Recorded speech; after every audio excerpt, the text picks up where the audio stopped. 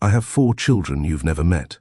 These 7 words shattered Connor Hamilton's world as he stood frozen, staring at the woman he'd walked away from 15 years ago. The tech CEO who commanded boardrooms with unwavering confidence now trembled before Julia Parker and 4 teenagers with his eyes, his smile, his blood. Connor had built an empire worth billions, but standing on that community center porch, he realized he was actually bankrupt in everything that counted. 15 years of birthdays, first steps, and bedtime stories gone forever. Could any amount of money buy back the time he'd thrown away? Would these 4 strangers ever call him Dad and mean it? Could Julia forgive the man who abandoned her with 4 heartbeats inside her? Or would Connor's desperate attempt to become the father he should have been end in rejection? Hello, beautiful family. If you are still here for Dr. Phillips, please say a simple "I am here." Thank you so much for your supports. Now let's begin this beautiful story. Despite having everything money could buy, a technology empire valued at billions, an architectural marvel of a penthouse, and global recognition, an emptiness gnawed at him. He sipped his lukewarm coffee, its bitter taste mirroring the regret that occasionally visited him in quiet moments like these. 15 years of relentless work had built his empire, yet something vital was missing. Success felt hollow when there was no one to share it with. Another day, another dollar, he muttered to himself, the old phrase his father used to say, now a cynical reminder of how far he'd come from his humble beginnings. The next morning, Connor descended in his private elevator, perfectly dressed in a custom Italian suit. His driver waited at the curb, door already open. "Good morning, Mr. Hamilton," said Michael, his driver of 8 years. "Morning, Michael. Riverfront offices today. Board meeting at 9.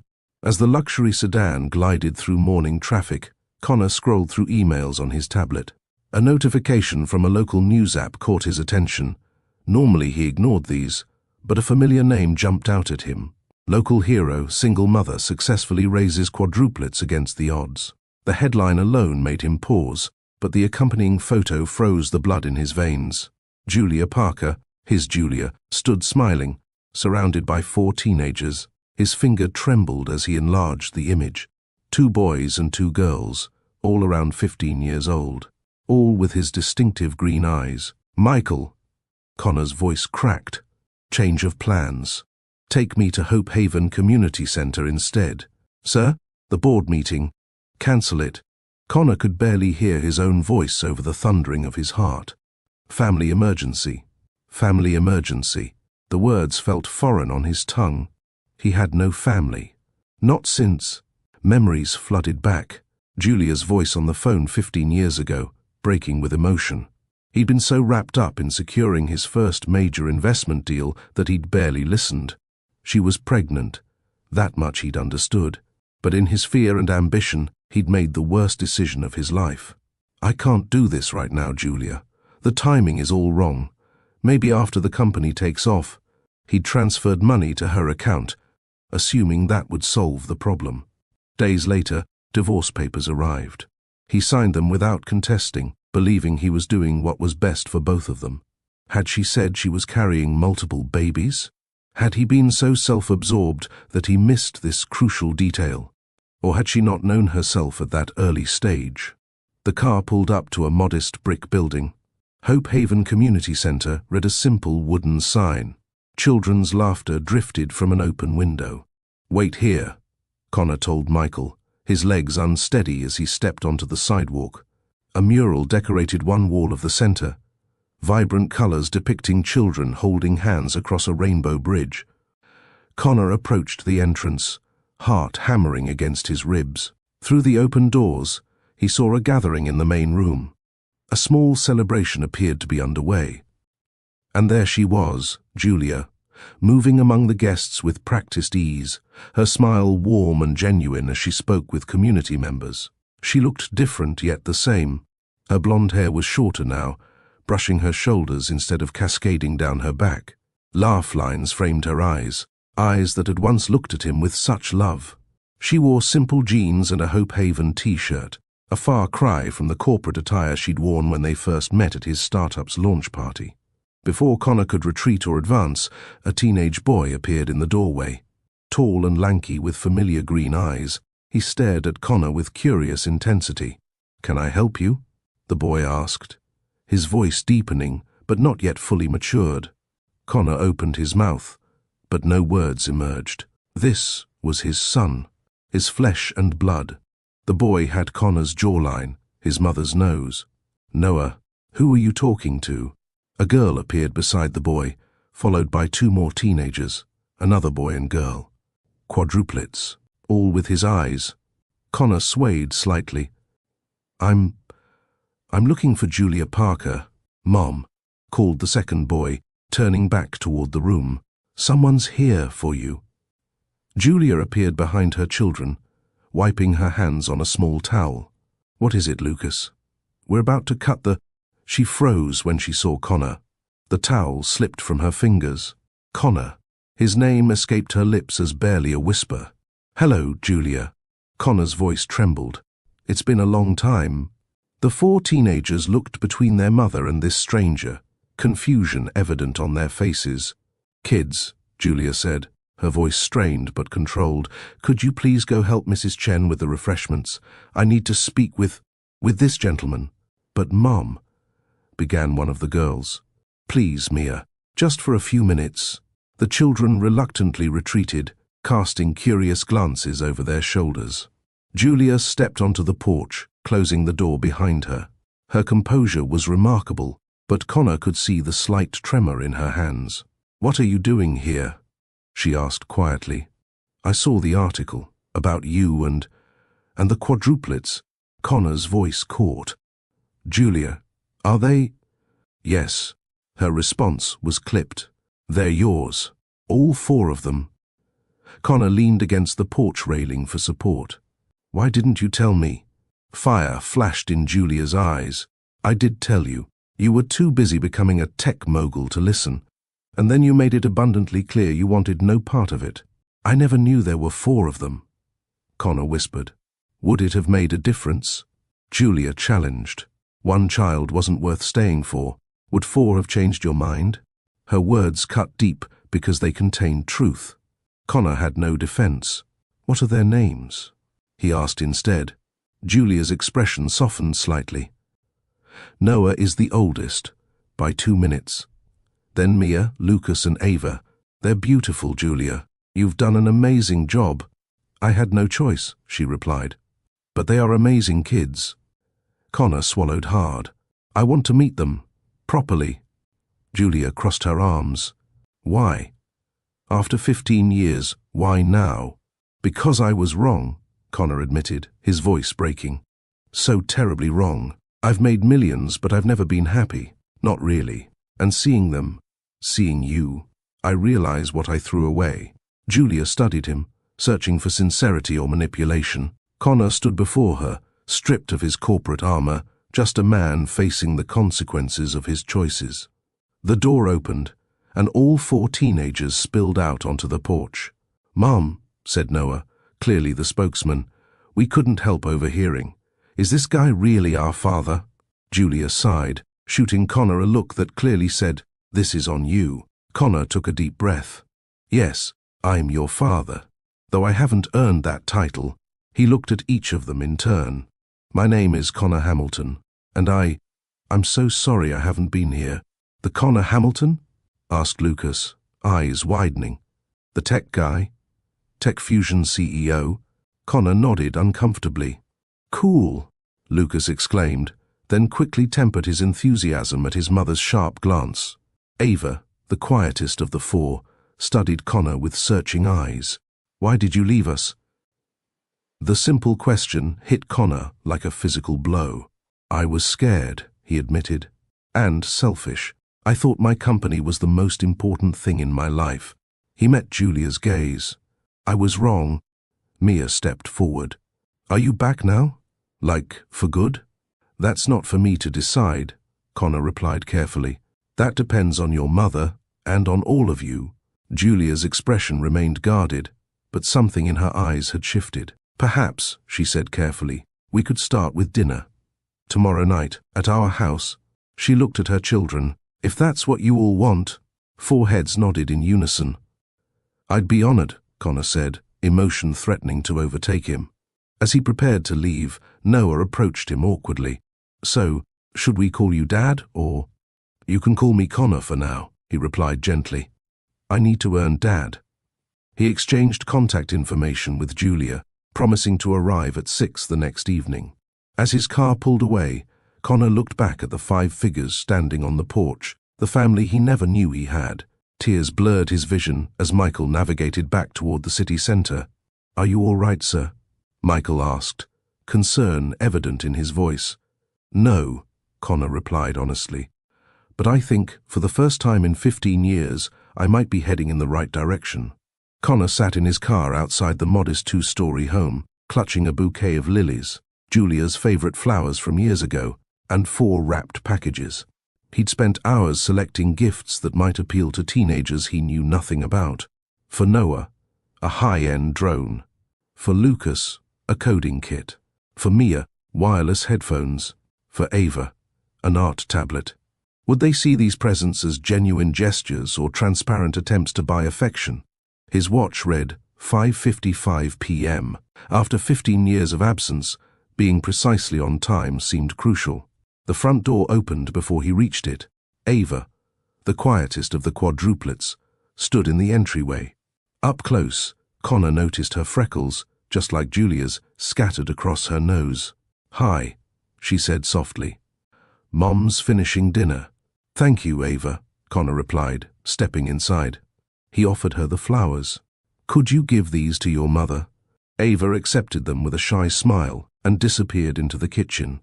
The home felt lived in and warm, walls adorned with children's artwork and family photos chronicling 15 years of milestones he'd missed. School awards, sports trophies, and handmade crafts lined the shelves.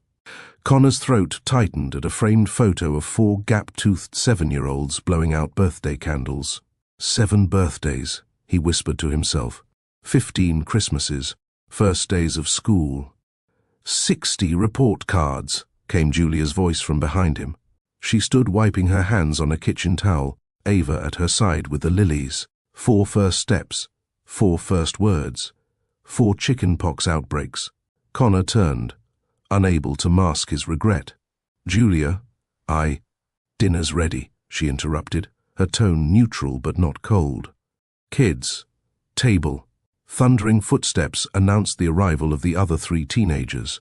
Lucas bounded down the stairs, while Noah and Mia emerged from different parts of the house. "Whoa, presents." Lucas spotted the packages in Connor's arms. Julia raised an eyebrow. "Connor, you didn't need to." "I wanted to," he said simply, "though I realize gifts can't make up for lost time." Dinner was homemade lasagna. Connor remembered it as Julia's specialty, with garlic bread and salad. The conversation started awkwardly, with long pauses and uncertain glances. "So," Noah finally said, "you make computers or something?" Connor smiled. "Something like that. My company develops software and technology solutions. We started with mobile applications, but now we work on larger systems." "Like what?" Lucas leaned forward eagerly. "Like the operating system in your school's computer lab," Connor replied, "and the security protocols that protect online banking." Lucas's eyes widened. "That's actually pretty cool." "Is that why you left?" Mia asked bluntly. "Because you were busy making all that stuff?" The table fell silent. Julia looked ready to intervene, but Connor shook his head slightly. "No, Mia," he answered honestly. "I left because I was afraid. I wasn't ready to be a father, and I convinced myself that my work was more important than family."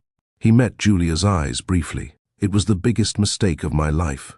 After dinner, the gift opening broke some tension.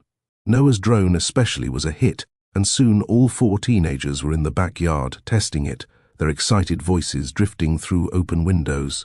Julia and Connor stood at the sink washing dishes in weighted silence. "They're amazing kids," Connor said finally. "They are," Julia agreed.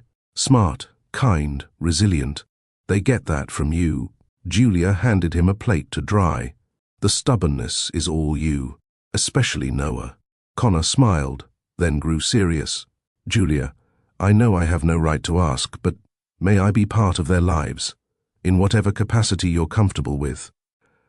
Julia stared out the window at their children. They deserve to know their father, she said finally. But Connor, I need to be clear. If you start this, you can't walk away again. They've grown up without you. They've managed. But if you come into their lives now only to disappear when it gets difficult, I won't, Connor promised. I've spent 15 years chasing success. I finally understand what really matters. Julia studied him, weighing his sincerity. We'll take it slow, she decided. Weekend visits, maybe a dinner during the week. Let's see how it goes. Connor nodded, grateful for any opportunity. Thank you. In the following weeks, Connor restructured his entire life around his newfound family. He delegated more responsibilities at work, scheduled board meetings around school events, and declined business trips that would take him away for too long. His executive assistant, Marissa, watched these changes with curiosity. You're turning down the Seoul conference. That's the biggest tech summit in Asia. Family commitment, Connor replied simply, placing framed photos of 4 teenagers on his desk. Marissa's eyes widened. Since when do you have? It's a long story, Connor said with a smile. 15 years long, actually. Each of the quadruplets connected with Connor differently. Lucas was easiest. Eager to learn about technology and coding, he bombarded Connor with questions about software development and entrepreneurship. Could you teach me Python? He asked one Saturday morning. I want to build apps like you. Connor spent the weekend creating a makeshift coding lab in Lucas's bedroom, delighted by his son's quick mind and enthusiasm. Noah was more reserved, his trust harder to earn. Connor discovered his passion for soccer and began attending his games, cheering from the sidelines alongside Julia. After a particularly impressive goal, Noah jogged over at halftime. Did you see that? Incredible footwork, Connor replied, beaming with pride. You completely outmaneuvered that defender. A small smile tugged at Noah's lips, the first genuine one directed at Connor. Mia connected through music. When Connor noticed her worn headphones, he purchased top-quality recording equipment for her bedroom. This is professional grade, she gasped, examining the microphone. Musicians use this in actual studios. Your mother mentioned you write songs, Connor explained. I'd love to hear them sometime, if you're comfortable sharing. Mia's smile was hesitant but warm. Maybe. When they're ready. Ava remained the most elusive. Quiet and watchful, she observed Connor's interactions with her siblings but maintained a careful distance.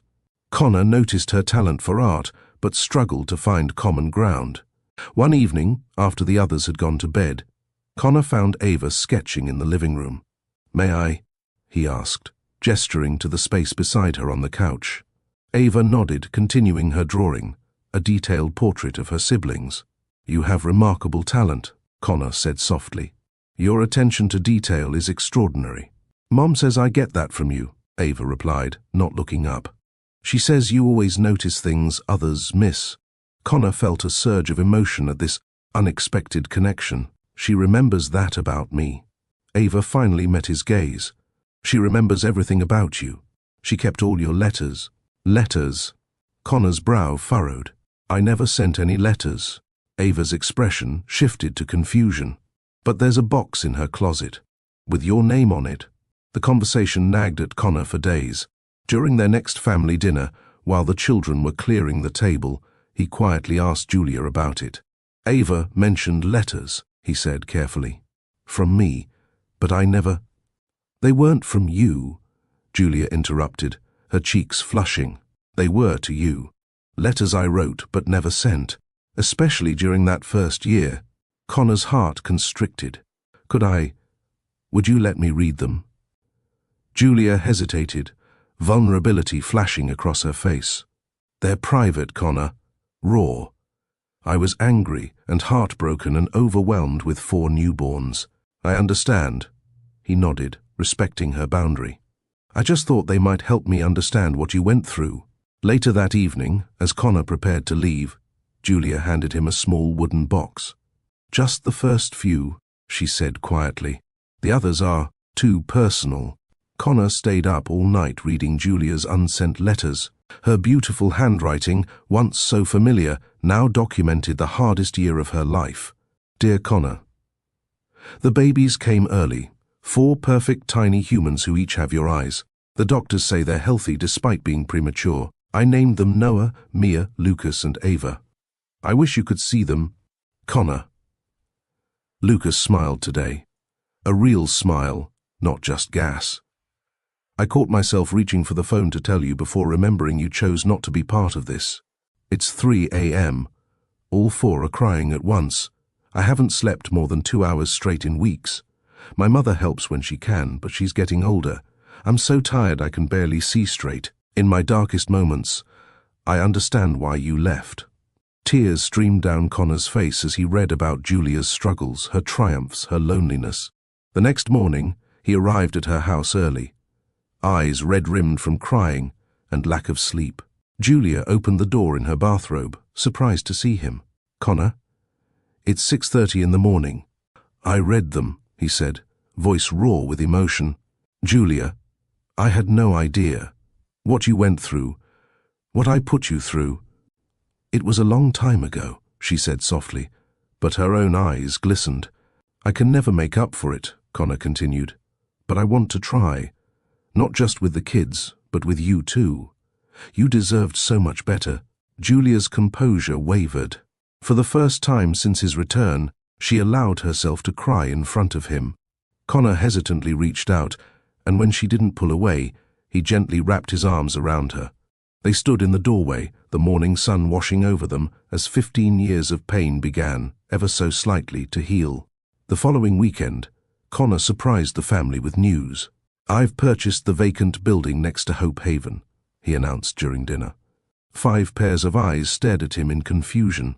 You mentioned the center needed more space for after-school programs, he explained to Julia. The building will be donated in the children's names. A trust will cover renovation costs and ongoing maintenance.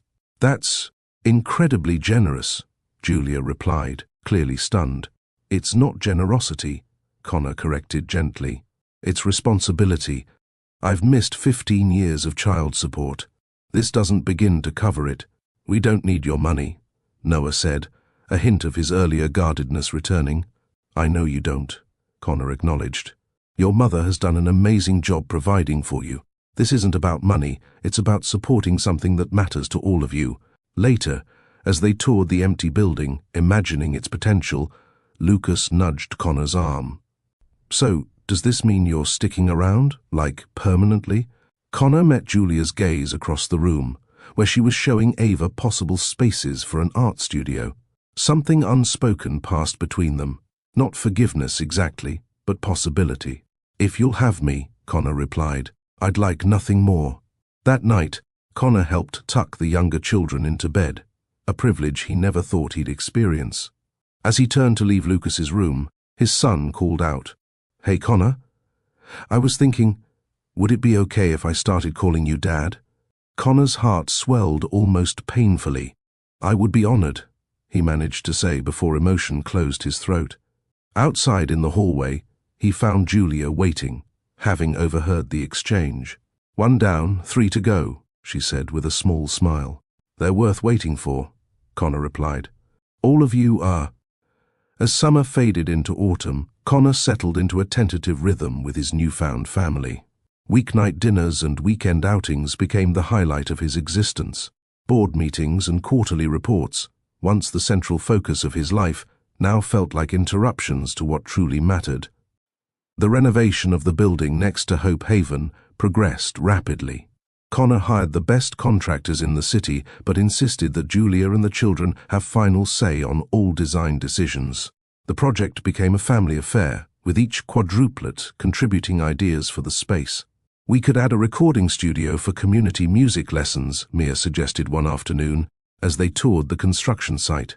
And a proper computer lab, Lucas added enthusiastically.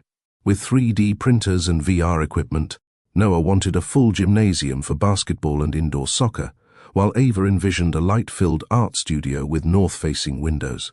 Connor made notes of every request, determined to make their dreams reality. Julia watched these interactions with cautious optimism. Over coffee one morning, after the children had left for school, she broached a subject that had been weighing on her mind. "The kids are getting attached to you," she said quietly, "especially Lucas." Connor set down his mug. "Is that a problem?" "It could be," Julia replied, meeting his gaze directly. "If this is temporary—" "It's not," Connor assured her. "I'm here for good, Julia. For all of you. You have a life in the city, a company to run. Eventually, the novelty of playing family man will wear off, and—" "This isn't about novelty," Connor interrupted gently, "and my company can function without my physical presence every day." He hesitated, then added, "I've been looking at houses in this neighborhood." Julia's eyes widened. "You're moving here? Permanently?" "If that's okay," Connor said. "I want to be close to the kids. To you—" The moment stretched between them, filled with unspoken emotions. "You hurt me, Connor," Julia finally whispered. "More than I've ever let anyone hurt me." "I know," he acknowledged, pain evident in his voice. "And yet here we are," she continued, "having coffee in my kitchen while our children are at school." A small, wondering smile touched her lips. Life takes unexpected turns. Connor reached across the table, hesitantly covering her hand with his. When she didn't pull away, hope bloomed in his chest. The peace was shattered that afternoon when Connor received an urgent call from Julia. Lucas had been in a fight at school and was suspended for 3 days. Connor rushed to the house to find Lucas sulking on the porch, a bruise darkening on his cheek. "What happened?" Connor asked, sitting beside his son. Lucas shrugged, refusing to meet his eyes. "He won't tell me either," Julia said from the doorway, arms crossed. The principal said Lucas threw the first punch.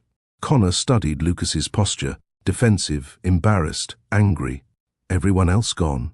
Julia nodded. "Noah has soccer practice. The girls have choir. Mind if Lucas and I take a drive?" Connor asked. Julia hesitated, then agreed. "Dinner's at 6. In Connor's car, Lucas maintained his stubborn silence for several minutes as they drove without destination. "Fighting isn't like you," Connor observed casually. "Must have been something serious." Lucas stared out the window. "How would you know what's like me? You've been around for what, 2 months?" The accusation stung, but Connor acknowledged its truth. "Fair point. I'm still learning who you are. But your mother says you've never been in trouble at school before." Lucas's jaw worked as he struggled with some internal conflict.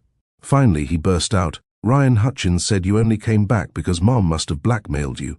Said you probably weren't even our real dad and Mom was just after your money." Connor pulled the car into an empty parking lot and turned to face his son. "And you hit him for that, wouldn't you?" Lucas challenged, green eyes, so like Connor's own, flashing with indignation. "Probably," Connor admitted, surprising Lucas. But not because it was true, because it was completely false. He turned fully toward Lucas. "No one forced me to come back. The minute I learned about you and your siblings, I knew I had to be part of your lives. That's the truth." "Then why did you leave in the first place?" Lucas demanded. "If we matter so much." The question cut to the heart of everything. Connor took a deep breath. "I was young, scared, and incredibly selfish," he began. "When your mother told me she was pregnant, all I could think about was how it would affect my goals, my company, my future. I convinced myself I was doing what was best for everyone by walking away." He met Lucas's gaze directly. "I was wrong, catastrophically wrong, and I've missed 15 years that I can never get back." Lucas absorbed this, some of his anger deflating. "Mom struggled a lot when we were little. She worked 2 jobs. Our grandma had to move in to help." Each word was a knife to Connor's heart. "I'm so sorry, Lucas. I can't change the past, but I promise I'm here now. For good." Lucas studied his father's face, looking for deception and finding only regret and determination. "I believe you," he said finally. "And I'm not sorry I punched Ryan." Connor suppressed a smile. "Violence isn't the answer, but standing up for your family, that I understand." He started the car. "How about we stop for ice cream before heading home? And maybe we don't mention that part to your mother." Lucas grinned. the first genuine smile he directed at Connor. Deal. As autumn deepened into winter, the renovation of the Hope Haven addition neared completion. The project had attracted positive media attention, with several articles highlighting the community impact. One particularly prominent piece featured a photo of Connor with Julia and the Quadruplets, captioned, "Tech Billionaire Funds Community Center in honor of his children." The morning after its publication, Julia arrived at the construction site visibly upset, newspaper clutched in her hand. "Have you seen this?" she demanded, thrusting the paper at Connor. "I did," he replied carefully. "The publicity should help with additional funding." "It's not about the article," Julia interrupted. "It's about the comments people are making online. They're speculating about us, about our relationship.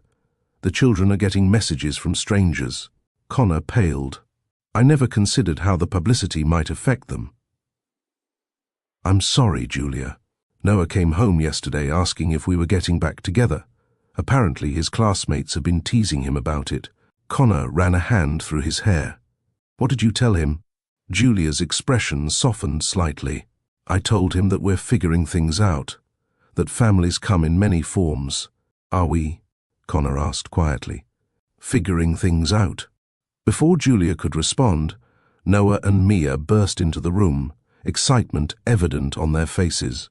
"Did you see the news?" Noah exclaimed. "They're calling Dad a philanthropic tech genius." Connor and Julia exchanged a glance at Noah's casual use of Dad, a term all 4 children had gradually adopted over the past months. "And my music teacher recognized us from the photo," Mia added. "She wants me to compose something for the opening ceremony." Julia's frustration visibly mellowed in the face of her children's enthusiasm. Later, as they walked through the nearly completed building, she murmured to Connor, "We should be more careful about media exposure. I want to protect their privacy." "Absolutely," Connor agreed. "I'll have my PR team redirect attention to the center itself, not our family situation." Julia gave him a sidelong glance. "Is that what this is? A family situation?" Connor stopped walking. "What would you call it?" "I don't know," Julia admitted. "Sometimes it feels like co-parenting. Sometimes it feels like something more." The air between them charged with possibility. But before Connor could respond, Ava called them over to approve the placement of a mural she'd designed. The grand opening of the Hope Haven expansion fell on a crisp December evening. Twinkle lights adorned the entrance, and community members gathered in anticipation. Connor stood to the side, watching Julia direct last-minute preparations with calm efficiency. She caught his eye across the room and smiled, a genuine warm smile that reached her eyes. Such moments had become more frequent between them, hints of the connection they once shared. The ceremony began with speeches from community leaders and a ribbon cutting by the Quadruplets. Connor intentionally stayed in the background, letting the spotlight shine on Julia and the children. This was their triumph, their community. Mia's original composition, a hopeful melody that seemed to capture the journey of the past months, played as guests toured the facility. Ava's murals adorned key walls, bringing color and life to each space. Lucas proudly demonstrated the new computer lab, while Noah organized impromptu basketball games in the gymnasium. As the evening wound down, Connor found Julia alone in the art studio, admiring Ava's centerpiece mural, a tree with 4 intertwined branches reaching toward the sky. "She has remarkable talent," Connor said softly. Julia nodded. "All of them do, in different ways. They get that from their mother." Julia turned to face him. "You've been extraordinary these past months, Connor. The way you've connected with each of them, respected their boundaries, supported their interests. It's more than I ever expected." "They make it easy to love them," Connor replied simply. "You raised amazing human beings, Julia." She studied him in the soft lighting. "You've changed. Having 4 children and their remarkable mother come into my life tends to have that effect," he said with a gentle smile. "And if they hadn't, if you hadn't seen that article..." The question hung heavy between them. Connor considered it carefully. "I'd still be existing rather than living," he finally answered. "Successful but hollow, rich but poor in all the ways that matter." He moved closer to her. Finding you all was the greatest gift I never deserved. Julia's eyes glistened. We spent 15 Christmases without you. I know, Connor acknowledged, pain evident in his voice. This will be the first one with you, Julia continued. The children have been planning your gift for weeks. Connor felt emotion tighten his throat. Being included in your lives is the only gift I need. Julia took a step closer. There was a time when I hated you, she admitted softly. When I would have slammed the door in your face if you'd returned. I wouldn't have blamed you. But watching you these past months, your genuine effort, your love for our children, your respect for me and the life we built without you, I've realized something. Julia paused, gathering courage. I never completely stopped loving the man I married. I just buried those feelings beneath anger and hurt. Connor's heart stuttered. Julia. I'm not saying I'm ready to pick up where we left off, she clarified. Too much has happened. But I'm open to the possibility of something new. Something based on who we are now, not who we were then. Connor gently took her hands in his. That's more than I deserve. More than I hoped for. Their moment was interrupted by the Quadruplets bursting into the room filled with excitement about the event's success. Dad, Mom, did you see how many people signed up for Lucas's coding class? Mia exclaimed. And the mayor said my murals were inspirational. Ava added, her typical reserve overcome by pride. Noah slung an arm around Connor's shoulders, a casual gesture that felt momentous. Nice job staying out of the spotlight, Dad. Very humble billionaire of you. Lucas nudged his brother. Please. He's just being strategic. Less press means more family time. Connor and Julia exchanged a look of shared amusement and wonder at their children's perceptiveness. As the 5 people he loved most in the world chattered around him, Connor felt a completeness he'd never known. Whatever challenges lay ahead, they would face them together. Christmas morning arrived with a blanket of fresh snow. Connor, who had rented a house just 2 blocks from Julia's, arrived early with arms full of carefully chosen gifts. The living room glowed with soft lights from the tree as the family gathered to exchange presents. When all the children's gifts had been opened, Noah handed Connor a large, flat package. This is from all of us, he said, suddenly shy. Mom helped, but it was our idea. Connor unwrapped it carefully to reveal a handcrafted wooden frame containing a collage of photographs, 15 years of moments he had missed. First steps, first days of school, birthdays, holidays, sports games, music recitals, art shows, and in the center, a recent family portrait of all 6 of them, taken at the Hope Haven opening. Across the bottom, in careful lettering, were the words, "The past we shared without you. The future we'll build together." Connor couldn't speak through his tears. He simply opened his arms, and all 4 teenagers crowded in for a group hug that felt like coming home. Later, as the children tested their new gifts, Connor and Julia stood in the kitchen doorway, watching their family with shared contentment. "Thank you," Connor said softly, "for allowing me back into your lives, for giving me a second chance I didn't deserve." Julia slipped her hand into his. Maybe it's not about deserving. Maybe it's about recognizing what matters and choosing it every day from now on. Connor squeezed her hand gently. "I choose this. All of you. Every day." Above them, someone had hung a sprig of mistletoe. Julia noticed it first and smiled. "Mia's doing, no doubt," she murmured. "She's become quite the romantic." Connor followed her gaze upward, then looked back at Julia questioningly. She nodded almost imperceptibly, and he leaned down to kiss her. Gently, briefly, a promise of possibilities. A cheer erupted from the living room. They turned to find all 4 teenagers watching them with varying expressions of delight and mock disgust. "Finally," Mia exclaimed. "Gross," Noah groaned. But he was smiling. Lucas raised an eyebrow. Statistically speaking, this outcome was inevitable. Ava simply beamed, her quiet happiness speaking volumes. As Connor stood with his arm around Julia, surrounded by their children, he marveled at how completely his life had transformed in just a few months. From empty success to meaningful connection. From solitude to family. It wasn't perfect. There were still wounds healing, trust rebuilding, relationships deepening. But it was real and true and worth every moment. Outside, snow continued to fall, covering the world in pristine white, a blank page on which to write their future together. 1 year later, the Hamilton Parker household bustled with activity. Spring sunshine streamed through open windows as Connor flipped pancakes in the kitchen of their new home, a spacious craftsman with enough bedrooms for everyone and a sprawling backyard perfect for family gatherings. "Dad, have you seen my portfolio?" Ava called from upstairs. "My college interview is in 2 hours. Check the studio," Connor replied, sliding a perfectly golden pancake onto a growing stack.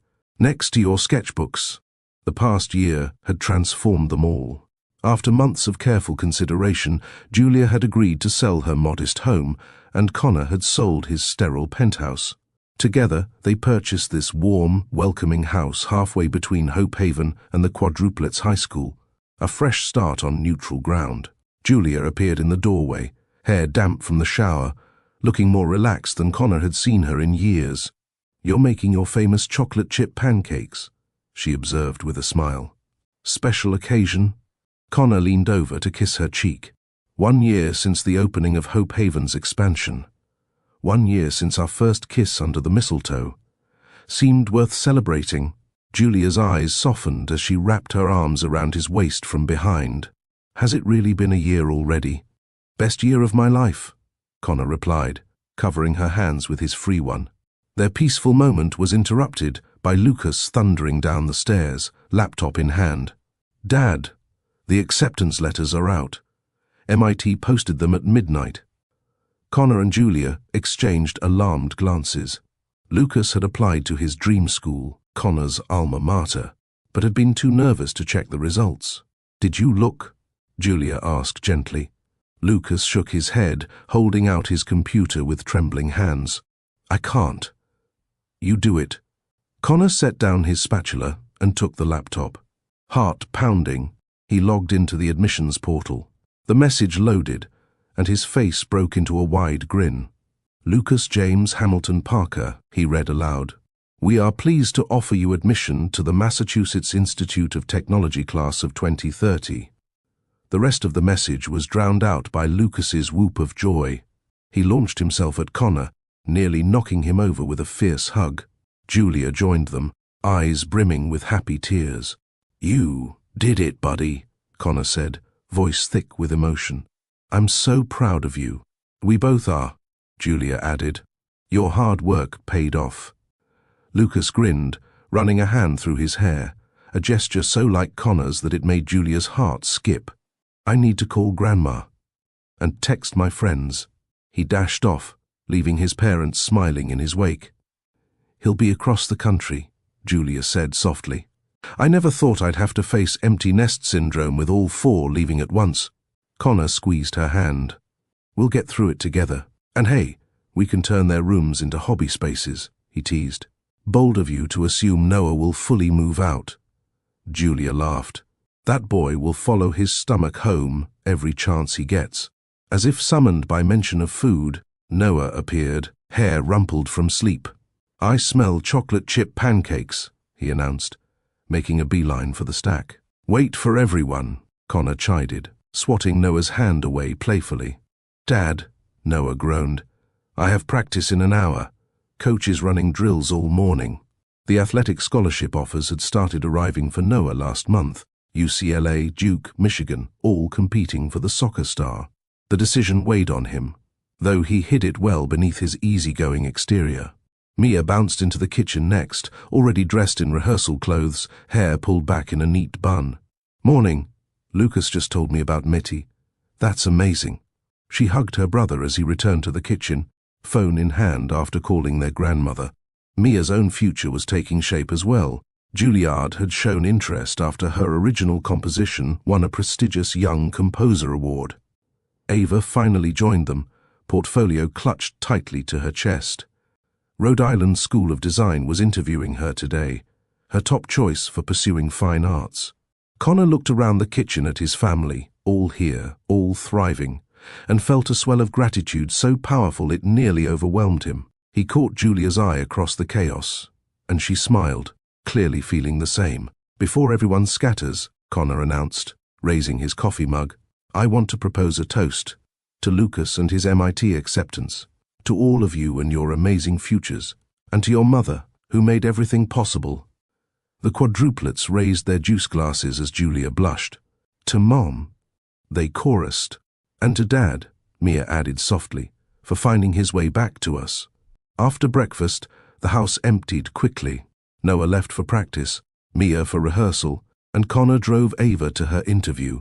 Lucas remained at the kitchen table, texting friends about his acceptance. Julia sat across from him, nursing a second cup of coffee. You're quiet for someone who just got into his dream school, she observed. Lucas looked up. I was just thinking about how different everything is now. Last year at this time, we didn't even know Dad. And now I can't imagine life without him, Lucas admitted. It's weird, isn't it? How someone can become so essential so quickly. Julia nodded thoughtfully. Love works that way sometimes. Are you glad he came back? Lucas asked abruptly. Not just for us, but for you. Julia considered the question seriously. Yes, she finally said. It wasn't easy at first. There was a lot of hurt to work through. But your father has proven himself in ways I never expected. He's not the same man who left all those years ago. You mean he's not a jerk anymore? Lucas grinned. Julia laughed. He was never a jerk exactly. Just young and scared and focused on the wrong things. She reached across the table to squeeze Lucas's hand. But he's found his way. We all have. Later that afternoon, Connor and Julia sat on the back porch swing, watching the quadruplets play an impromptu game of 2-on-2 basketball. Connor's arm rested comfortably around Julia's shoulders, her head leaning against him. All four of them will be gone next fall, Julia murmured. Different cities, different schools. They'll come home, Connor assured her. This is their foundation now. Our foundation too, Julia replied, tilting her face up to his. I never thought we'd be here. Connor's eyes crinkled as he smiled. Married again with 6 months, living together, planning college visits across the country. Any of it, Julia admitted. After you left, I locked away any hope of this kind of happiness. I focused entirely on the children. You were extraordinary, Connor said softly. You still are. Their conversation paused as shouts erupted from the basketball court. Noah had made a particularly impressive shot, and Mia was accusing him of traveling. Court violation, she insisted. You're just mad because I'm winning, Noah retorted.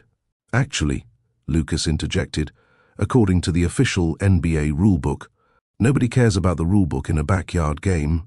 Ava laughed, stealing the ball from her distracted brother and making a perfect layup. Connor and Julia exchanged amused glances. They're going to be okay, aren't they? Connor asked quietly. Heading out into the world? They will, Julia confirmed. They're smart, resilient, and kind. They know who they are and where they come from. That's the best foundation we could give them. Connor nodded, watching as the game resumed with renewed enthusiasm. And us? Will we be okay when they're gone? Julia turned to face him fully. I think we've earned our happy ending, don't you? Besides, I have plans for us. Oh. Connor raised an eyebrow. What kind of plans? Well, Hope Haven has offered me the director position, Julia revealed. And I know you've been considering stepping back from day-to-day operations at Tech Fusion. I have, Connor acknowledged. The new COO is more than capable of running things. I could focus on strategy and innovation, work remotely most of the time, and maybe, Julia suggested, eyes twinkling, we could use some of those empty bedrooms for more than just hobby spaces eventually. Connor's brow furrowed in confusion, then cleared as understanding dawned. Julia Parker Hamilton, are you suggesting what I think you're suggesting? The foster care system always needs good homes, Julia said softly. We have love to give, experience raising children, and resources to provide opportunities. Just something to consider. Connor felt his heart expand with love for this remarkable woman. I think that sounds perfect, he whispered, pulling her close. Absolutely perfect. The basketball game ended with declarations of victory from both teams and good-natured arguments about the final score. The 4 teenagers collapsed on the lawn, laughing and breathless. "Dad, Mom, we need objective referees," Lucas called. "Noah's cheating." "Am not," Noah protested. "Just because you can't guard me."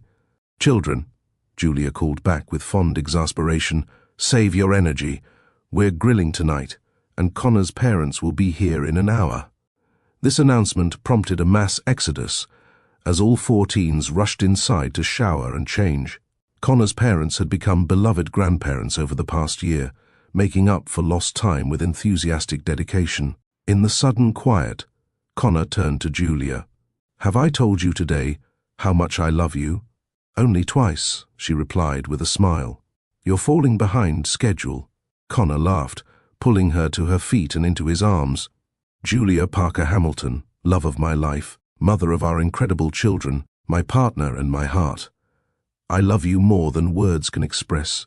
"Better," she murmured against his lips. "Much better." As they walked hand in hand toward the house, Connor reflected on the journey that had brought them here. From the frightened young man who had walked away 15 years ago to the husband and father he was today, the transformation still amazed him. He had nearly missed this, all of it. The everyday joys of family life, the chaotic breakfast tables, the basketball games in the backyard, the college acceptance celebrations. If not for that chance article, that fateful day when he saw Julia's face again, he might never have known what he was missing. But fate had given him a second chance, and he had seized it with both hands. Now, watching Julia laugh as she climbed the porch steps, hearing the quadruplets' voices echo through the open windows, Connor knew with absolute certainty this was always where he was meant to be. Home, at last. If this story touched your heart, please hit that like button and subscribe to Love and Twilights with Dr. Phillips for more powerful stories about love, forgiveness, and finding your way home. Share in the comments if you believe in second chances, and remember, it's never too late to create the life and family you were meant to have.